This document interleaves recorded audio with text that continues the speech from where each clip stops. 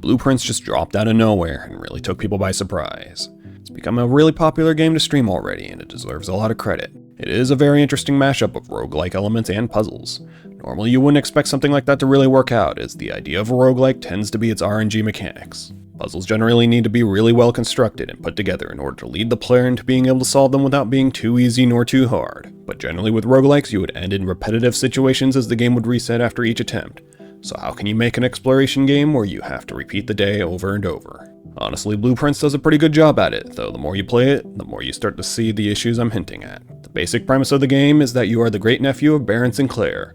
He recently passed away and has left you his mansion, however only if you are able to solve the mystery of it. You are given some instructions. You cannot take anything out of the mansion. You cannot stay overnight in the mansion. You just pitch a tent nearby, and you must find the mysterious room 46 by going through the other rooms. However, after each night, all of the rooms shift around.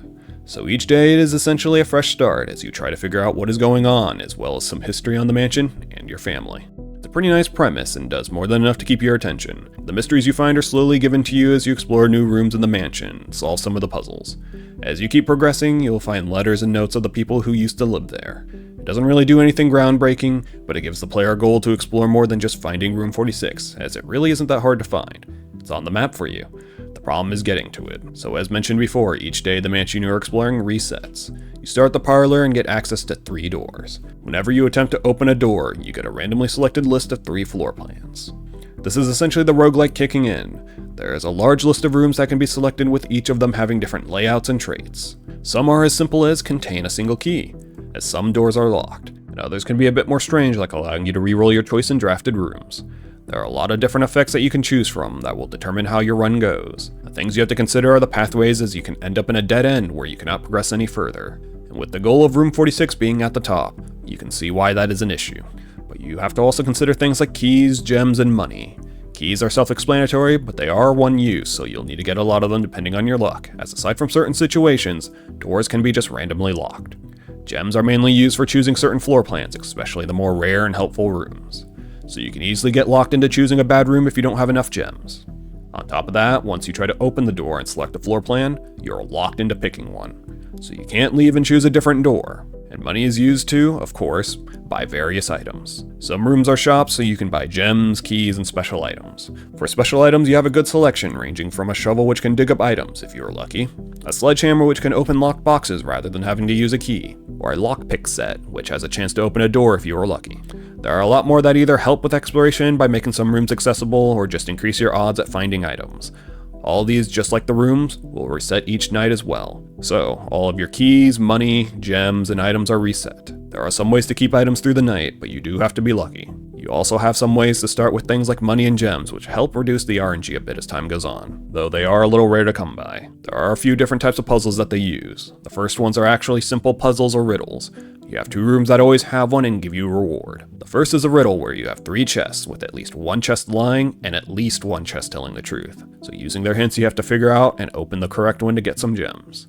The other one is just math, but you have to read into the colors and know if it's addition, subtraction, etc.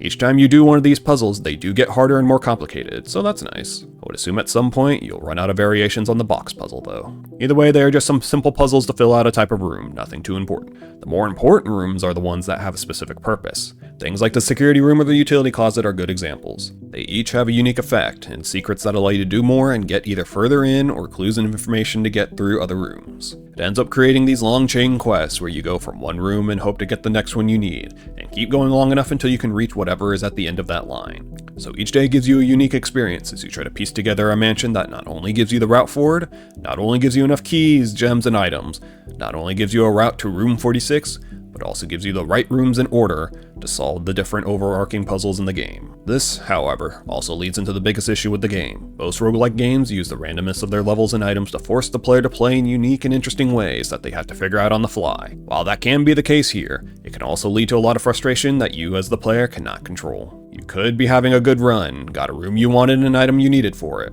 All you need is to get one more specific room to finish, but because of some bad luck, you don't have enough keys and your run is dead because you literally can't progress that day anymore.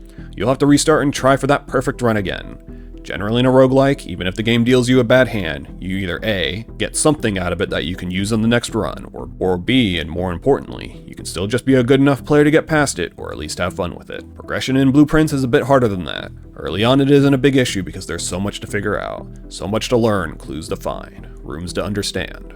But once you hit that point and you start aiming for specific things, it gets frustrating when it just doesn't work out, and it's not always your fault. You can't guess on how many gems or keys you'll need to progress, or if you'll even find the rooms that you want. So a lot of runs end up being dead runs where you get nothing from it. At the end of the day, you're beholden to the RNG of the game. I had several runs in a row end super quick because I got a layout of rooms that didn't let me progress. They do have some unlockables that help mitigate the chances of early dead runs, but in the end, you still can only do so much. You know exactly what you need, or at least the next steps, but it ends up being difficult to get there again. And even when you do, when you see the next step after, you can't reach it because you're running out of stamina and the day ends. Now you have to do it all over again, and then the next step. It does make it a bit frustrating and pads out the time a lot. While it is frustrating, I did still enjoy the game. Figuring out the puzzles and learning from one room and being able to use that knowledge in another is a lot of fun. Solving pretty much anything is also just a blast. At first, running through each day, whether or not I actually progressed was fun. After a while though, the enjoyment of each daily run left me frustrated and annoyed a lot of the time, especially if I got close to what I was aiming for on that day. It was never to an extreme extent though.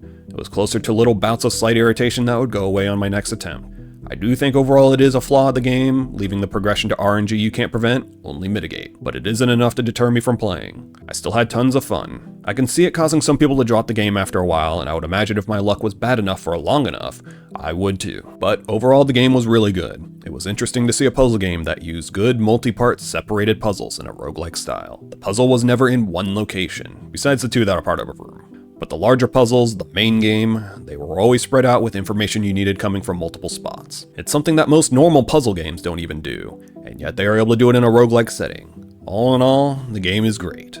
It's their first game as well, which is amazing. I didn't really talk about it before, but the game also looks visually appealing. It uses the drawn, cel-shaded look. It fits the more calm and slow nature of the game as you traverse the rooms and the surrounding area. It's a fantastic game. I'm looking forward to what they come up with next. Maybe they'll find a way around the frustrating RNG issues and can successfully merge puzzles and roguelikes together. Maybe they would be better off going full puzzle instead. I'm not sure. But either way, I think they'll do fine if they keep this up. Thanks for watching. If you enjoyed the review, make sure you subscribe and like the video. Let me know what you thought of Blueprints and if we have a similar experience.